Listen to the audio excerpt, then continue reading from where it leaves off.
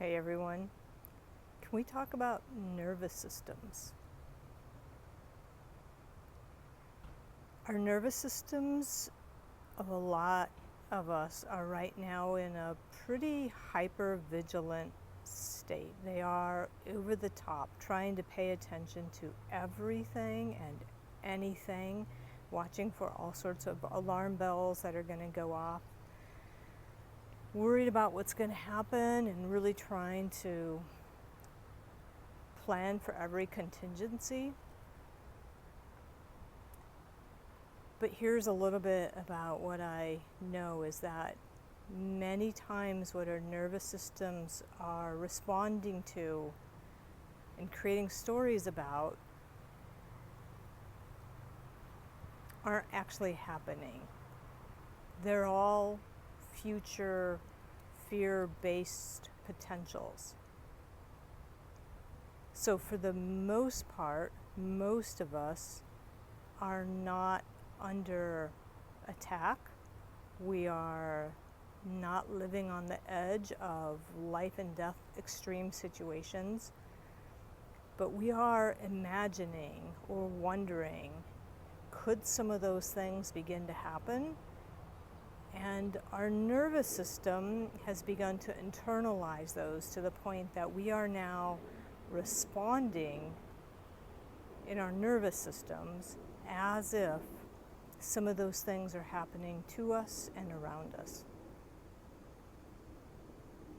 And nothing I said is to minimize what people are going through and the potentials of what could happen, but we do need to allow our nervous systems to move into a place where we can help support ourselves and to think clearly with whatever's happening.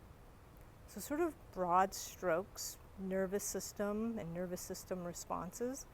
And mind you, this isn't specifically anatomically, physiologically exactly correct, but from a functional perspective, this will really help us gain some understanding of what's happening for us.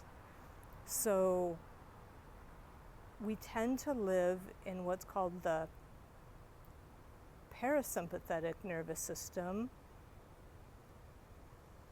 the ventral branch of the parasympathetic nervous system, when we are in a place where things tend to be restful. We are digesting, we're calm, we're sleeping, we're engaged with people in a positive social way, we're at peace, we have joy. When something happens that moves us out of that ventral parasympathetic, which I'm going to call the ventral vagus response, we typically think of that as the sympathetic nervous system, fight, flight. So it's adrenaline, it's that response, which moves us into some action or activity. And that could be because there's a threat that's perceived. It could be because there's an actual threat. Or it could be because we need to move into something that has a lot of activity around it. We need to play a sport, or we want to go to a really loud concert. That'll be sympathetic nervous system activity as well. And then if something's happening to us, we're under threat or we have a perceived threat, and we can't fight and we can't run away, we will go into what's called the dorsal vagus part of the parasympathetic nervous response. And that takes us into freeze and fawn and tend to befriend. It puts us in a place where on the outside we can look pretty quiet, but on the inside there's a whole lot of sort of jamming and jarring of our nervous system that's occurring, and lots of things then happening to the rest of our body.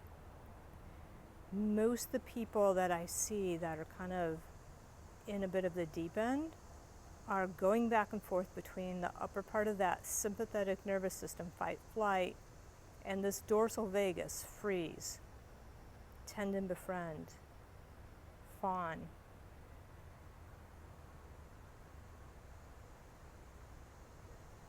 And it's not helping us, because we're not in a constant state where there's a saber-toothed tiger chasing us. And we have to be able to navigate the rest of our day-to-day world.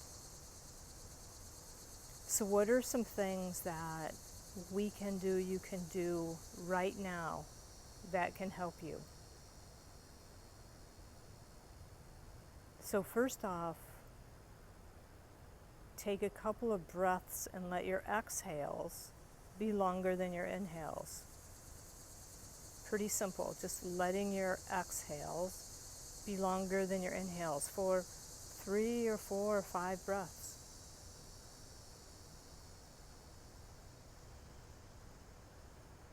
It doesn't need to be fancy. Doesn't need to be really big, deep inhales, just allowing slightly longer exhales. Secondly, we can let our eyes have some eye movement. And so just allowing our eyes to look to the left and then look all the way over to the right. Or turning our head and letting our head and neck turn and let our eyes and look as far back behind us as they can. Breathing out when we're looking backwards. And breathing in, coming back in. And again, breathing out and looking all the way backwards. Those eye movements and slow exhales associated with it can also help us in the moment. For a bit of a longer term, we may need to get our body into a more active state. We might have to get our heart rate up. It could be running up and down the stairs, it could be going for a quick walk or run, it could be jumping jacks, it could be dance, putting on some music and just dancing to something.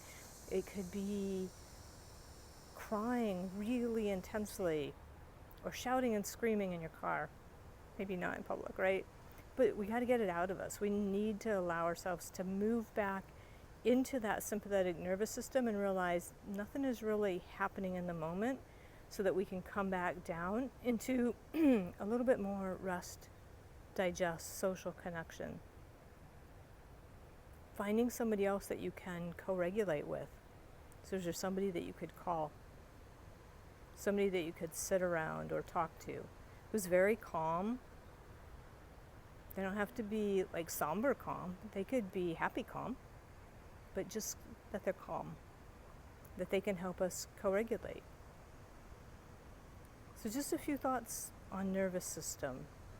I think I'll probably be revisiting some of this, but allowing yourself to find something that works for you, that can help calm your nervous system and bring you back into a place where you're a little more centered, a little more grounded, because we all need to be a little bit more centered and grounded in our body.